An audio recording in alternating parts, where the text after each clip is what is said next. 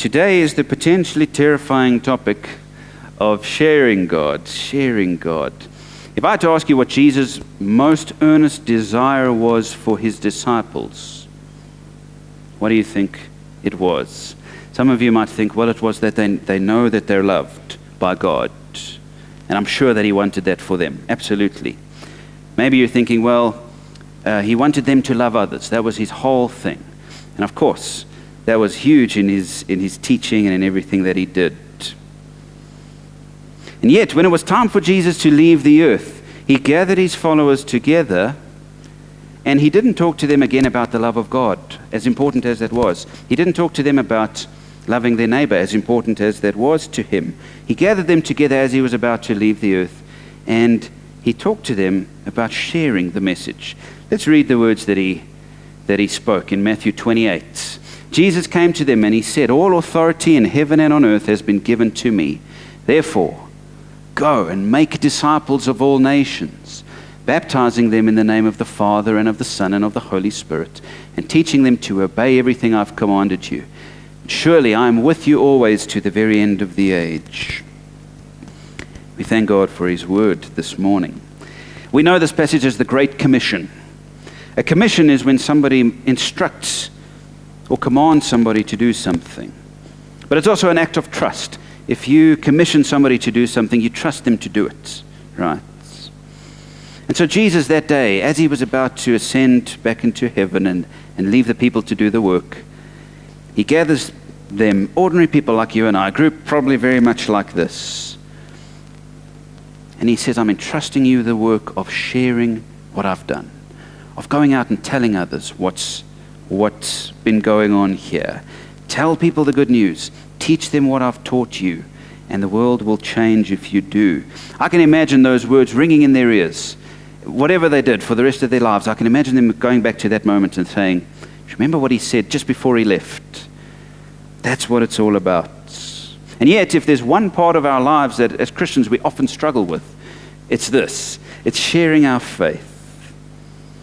It's become one of the most difficult parts of our faith. And of course, in our culture these days, it's very difficult. In fact, when we were in England the other day, I can't even remember the context now. Yes, it was when we were with minister friends of ours. And they were saying it's difficult here. If you are too forward about your faith, you can get into big trouble. You know, the culture today says, you do your thing and leave other people to do their thing, and just that's it. Don't interfere, just let everybody be. But I think even before this, we struggled to share our faith, didn't we? If you had to go around any church and say, when last did you lead somebody to Christ? Most of us would probably struggle to answer that. And if you had to go around any church and say, when last did you try lead someone to Christ? Most of us would probably also struggle with that. And yet Jesus' great desire was for us to share this news, to go out and lead people to him in all sorts of ways. Now, writing about the early church, just after Jesus left, a man named Philip Schaff wrote this, and I thought this was quite profound. He said, while there were no professional missionaries devoting their whole life to this work, every congregation in those times was a missionary society, and every Christian believer was a missionary, inflamed by the love of Christ to convert his fellow men and women. Every Christian told his neighbor, the laborer told his fellow laborer, the slave told his fellow slave, the servant told his master and mistress the story of his conversion, just as a mariner tells the story of the rescue from a shipwreck. I love those words. Every congregation was a missionary congregation. Every church had this desire to share what had happened to them. Every Christian believer was a missionary, inflamed by the love of Christ, he said, to tell what had happened to them. And I want to suggest today that this is something we need to recommit to as Christians. As a church, we need to recommit to being a missionary church, making sure that everything we do here talks to people outside of these gates. And that as believers, every one of us need to recommit to being a missionary in our own rights. And a lot of us have lost our passion for this, right? We want to be kind to people, but not interfere. We want to help people, but not draw them to Christ. We want to be Christians, but not really tell anybody about it. But the truth is, there's nothing as thrilling as sharing your faith when you learn how to do it in a good way. And so I want to show you today a way that we can recommit to this without fear, without feeling great pressure and trepidation about this, but with excitement and joy, sharing our faith with people in this world who need Jesus like no one else. So it's going to be more of a workshop or teaching workshop than a sermon, I guess. But I hope you'll leave encouraged and equipped. 4 steps to share with you today. And the first, the motive that we have for sharing is where we start. And our motive is Christ's joy. Think of it this way. Why do you ever want to share anything with anybody? It's because you want somebody to share in your joy, or perhaps whatever emotional state you're in. Here's a negative example. When Eskom starts its thing, everybody loves moaning about it, but it's much more fun to moan with somebody else, right? You can moan about it, but to nobody. You can sit in your room and wail to the walls, and that's not fun. But when someone comes over and you can really have a go at Eskom for what they're doing, or the ANC or whatever it might be, it's so much more fun to share that with somebody else, isn't it? We long to pull somebody into our emotional state so that they can share it with us. But of course, the same goes for good things. When Shireen and I came back from London, all we wanted to do was show everybody the photos. This is where we went, this is what we did. In fact, even when we were there, we'd rush back home to my uncle's house where we were staying. And he'd say, okay, chaps, what have you been up to today? And we'd share what we were doing. And it was like he was loving it and we were loving sharing it. There was a shared joy. Listen to this. A shared joy is far better than a joy held within. A shared joy is far better than a joy held within. If you're into sports, if your team wins, you don't want to just keep that joy to yourself. You want to go and celebrate with somebody else who will also be happy, right? If you've watched a great movie or a great TV show, you want to tell somebody else, oh, we watched this, it was great, you've got to watch it. You want them to share in your joy. What is the motive behind sharing Jesus with others? A shared joy is better than a joy held within. Our motive is to share the joy we have in Christ with others. David once wrote this, Psalm 16, you, God, make known to me the path of life. You will fill me with joy in your presence and with eternal pleasures at your right hand. He knew that being with God was a thing of joy. It filled him with the greatest joy. And so when we think about what he's done, the love he's lavished on us, all the things we celebrated today, all the great ways he's been working in our lives, what a joy to be able to share it. And a shared joy, I'll say it again, it's better than a joy withheld. Now, of course, the stakes are much higher. I understand this. If I tell you about my time in London and you couldn't care less, so be it. We can still be friends. But if you go and tell somebody about Jesus and they don't want to hear it, things might change in your relationship. I understand that the stakes are higher. I know that this is a struggle. The struggle is that if we share our joy and the other person doesn't receive the joy, it could alter things, and we don't want that. And so we tend to just keep the joy within, rather not risk it. And so that's why the motive isn't enough. We also need to have the right mindset, second today. And the mindset is this, Christ's humility when it comes to sharing our faith. We need to have Christ's humility. Listen to what Paul says about his approach of sharing Jesus with others. He said this to the Corinthians, though I am free and belong to no one, I've made myself a slave to everyone to win as many as possible. To the Jews I became like a Jew to win the Jews. To those under the law I became like one under the law, although I myself am not under the law, so as to win those under the law. To those not having the law I became like one not having the law, though I am not freed from God's law but am under Christ's law, so as to win those not having the law. To the weak I became weak to win the weak. I have become all things to all people, so that by all possible means I might save some. I do this all for the sake of the gospel, that I may share in its blessings. These are wise words from Paul. Instead of just blasting out his position to everybody wherever he went, he was sensitive and he was tactful.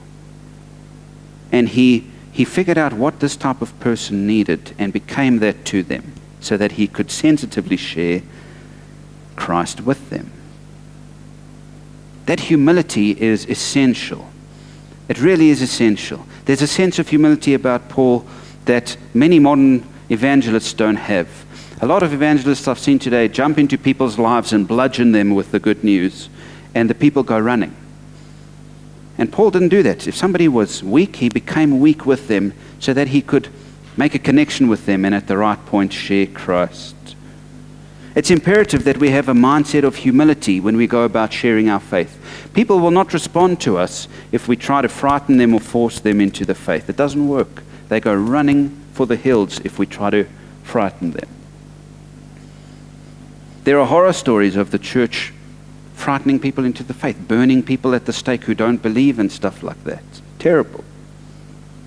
Now, a minister in the United States, Kurt Baker, tells an interesting story. I read it in a book of his about the first time he met his future wife's parents. His fiancée or his girlfriend at the time invited him to spend supper with the parents, and it was a big deal. And so he put on his best clothes and got ready for this. And he was a young, passionate Christian man. And so he walked into this house, and the parents treated him, and they started getting along very well, greeted him and started to get along very well. Her dad in particular seemed to click with him. And they sat down, they had a great conversation, everything was going well. And then Kurt thought, here's my opportunity. I'm going to talk to these people about Christ. And he started witnessing to them, and the whole evening changed. And he says he watched this man who he was getting along very well with switch off. His face started to get more and more red as he spoke, as he tried to explain to them what Jesus was about. And then the next thing, this man just exploded and said, how dare you come into my house and try to tell us how to live? Get out of here. And you know what? That's true. He had no right to just barge into their home and try to bludgeon them with the gospel. It was not a tactful, sensitive, humble way of going about it. His motive was right. He had a shared joy. He just wanted to share this joy with these people so that they could also know Jesus. But there was no humility or sensitivity or tact to his method. We need to see where people are at. We need to treat them with kindness and build a relationship first, and then the time will come when we can share with them at the right moments. There are times when just jumping in is okay, and that's mostly when you're talking to strangers about the faith, because there's no relationship. If you're sitting on a train with somebody and God prompts you to share the gospel, then do it. That's probably God telling you to do it. The stakes are definitely not as high because there's no relationship there to burst. Somebody will be much more interested in hearing from you if you're a stranger in that sort of way than if you're somebody in their lives. One of my favorite things to do is to talk to people about Jesus when they phone me trying to sell me stuff, rather. I see that number, spam comes on my phone. And a lot of the time I just cancel it. But I've come to realize it's an opportunity to share the gospel with people. And so they will try to sell me their stuff, and I'll listen and I'll say, okay, you know what, it's not for me. But let me ask you something. What would happen to you if you died this afternoon? And suddenly it's like the whole thing changes. And I say, I know Jesus, and I have this whole sort of thing that I do. There's no risk in that. That person isn't going to they are never going to speak to me again. And so maybe out of the blue, evangelism like that works with a stranger. But if you walk into someone's home who's somebody in your life, and you try to do that to them, it just goes the wrong way. You need to be humble. You need to have Paul's attitude of, to this person I became this. To this person I became this. I'm sensitively and tactfully looking at the different situations before I just witness, because I don't want to chase people away. You see, in the end, it's all about sharing the message, number 3, of Christ's transforming grace. It's an important message. It's life-changing. It's world-changing. And so we need to do it thoughtfully. We can't just bludgeon our way through it. It's not going to work. I want to share with you this outline that I found in a book called One by One. 1 W-O-N by 1 O-N-E. And this man's passion is friendship evangelism. Geez, I can't talk today. Friendship evangelism. You can see the word friend there. And you would have gotten a little handout as you came in, so you can take this home with you. This is a great way to share the gospel tactfully with people in your life, rather than just trying to force it on people. So I want to go through it with you. First thing we've got to do if we're trying to share Jesus is find common ground with people. Witness through common interests. There are people in life you just don't get along with. You just sort of don't see eye to eye with them. The moment you meet them, you just know you're not really going to be friends, and that's fine. Personality clash. That's not the right person for you to try to convert or talk to Jesus about, because they're not going to listen to you anyway. But then there are people that you click with and you become friends with and you connect with. And so before you even start talking about Jesus with them, you simply find common ground. You build a relationship and you build trust with people. You want to prove yourself as a good friend. You want to prove yourself of someone of character and integrity before you try to twist somebody's arm in a certain situation. Find common ground so that you know who are the people that God might want you to witness to. People who are going to trust you, people who are going to get along with you. That's where you start. Find common ground. And then R is for reveal your faith by witnessing through your lifestyle. We show them Christ before we talk to them about Christ. We live like Christ. We love them like Christ loved people. We reach out to them and share their lives with them. We show them compassion. We live a beautiful Christian life with these people so that they can see Christ in us. Have you heard the saying, preach the gospel and if necessary, use words? You can be a picture of Jesus without words. You can just show them Jesus by who you are and reveal Christ to them by your love and your compassion. They will see without you having to say a word. And then thirdly is intercede. Ask God in prayer who you can witness to, how you can do it. Spend time with God along these lines. Do you have a list of people whom you're praying for to be converted, to come to faith? A list of non-believers who you're praying God will give you an opportunity to perhaps share with? Pray, intercede. Before you just go out and do it, pray. Ask for God's prompting and guiding in your life. I shared an illustration last year in my devotions, which some of you will remember, about Pastor Duma. William Duma. He was a South African minister in the 50s and 60s in Durban. One day in prayer, he said this, Lord, here I have an empty net before you. Forgive me, I have an empty net. You've called me to be a fisher of people, and I have an empty net. Fill up my net today. He walked out into the street, and somebody walked past him, and it was like there was a magnet. The guy turned around and looked at this man and said, I need to talk to you. That's a total stranger. And they went and had a conversation. It turned out this man needed Jesus in his life, and there's a whole story behind it. But as they walked down the street, something in Duma caught this guy's attention, and the opportunity came for Duma to lead him to God. Now, maybe that prayer was what opened it all. Duma coming to God and saying, give me an opportunity. I have an empty net. Fill it, Lord. And God made something happen. Maybe we need to be praying that. Lord, I have an empty net. Show me how I can fill it as I seek to be a fisher of people for you.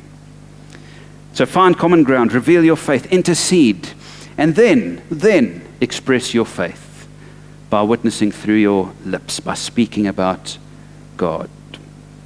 Many of us don't ever get further than number one and number two. We say, I'm just going to be nice and be kind, and that's it. People will see Jesus in me. I'll preach the gospel and never use words. But you know what? It is necessary to use words a lot of the time. How often people need to hear what the gospel is about. They need to hear who Jesus is and what he's about. We can be kind to people, and we must, but there's usually a time where people need to hear the truth.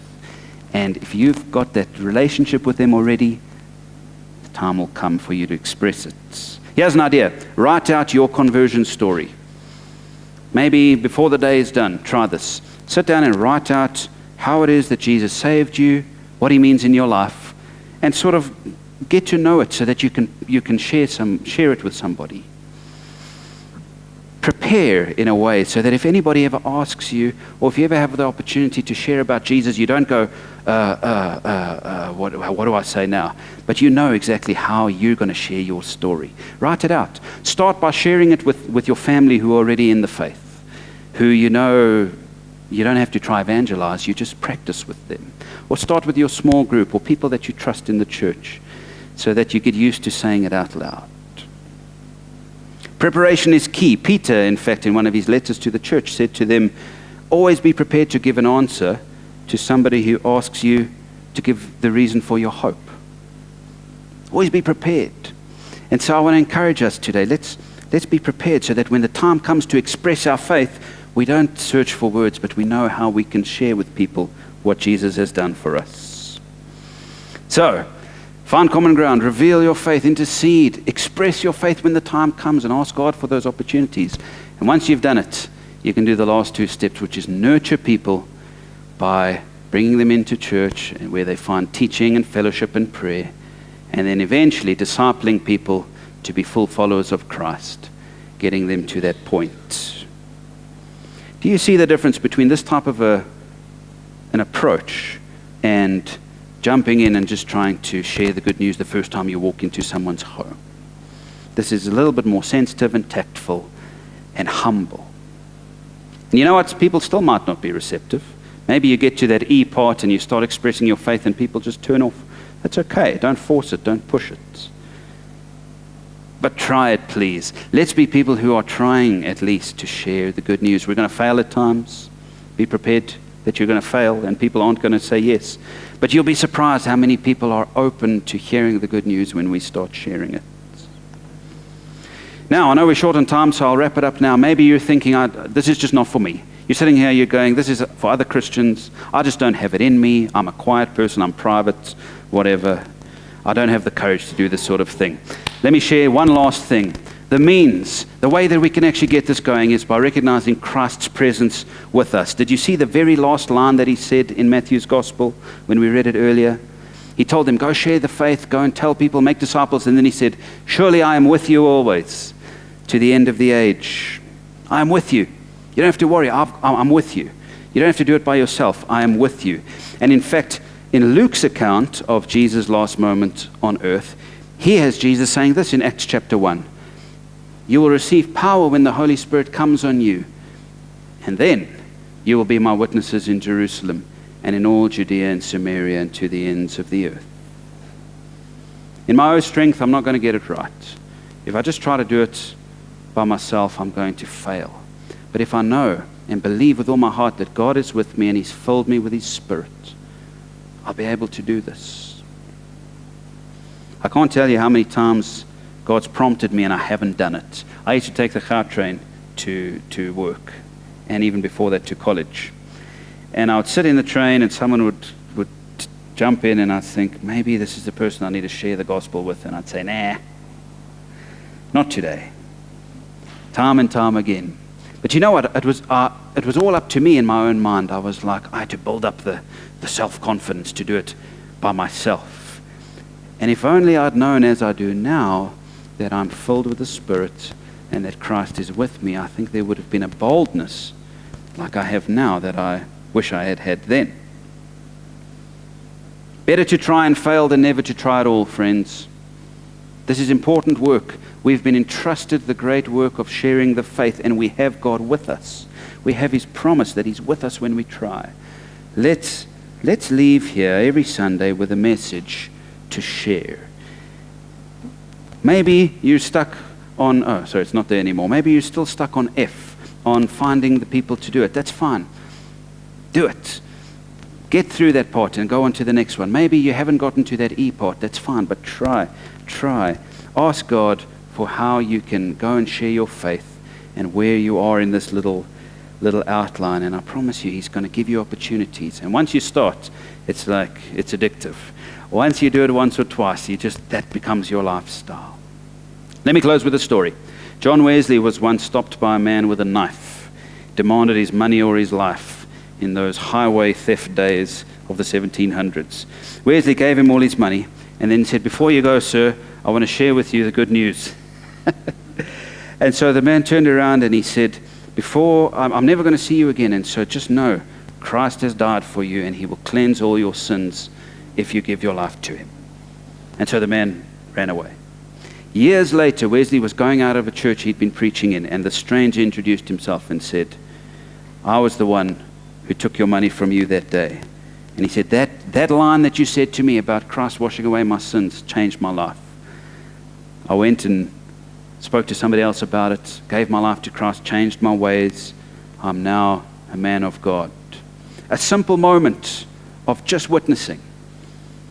Simple moment of just sharing the truth, and it changed a person's life. How many lives go unchanged because you and I keep quiet instead of speaking up? God has entrusted to us the great work of sharing Him with others. We have a motive, the joy that Christ brings into our lives. We have a mindset, the humble sensitivity of Christ. We have a message, Christ's transforming grace. And we have a plan and the means to do it. What are we waiting for? Let's get out of here and do it. Thanks be to God for His word today.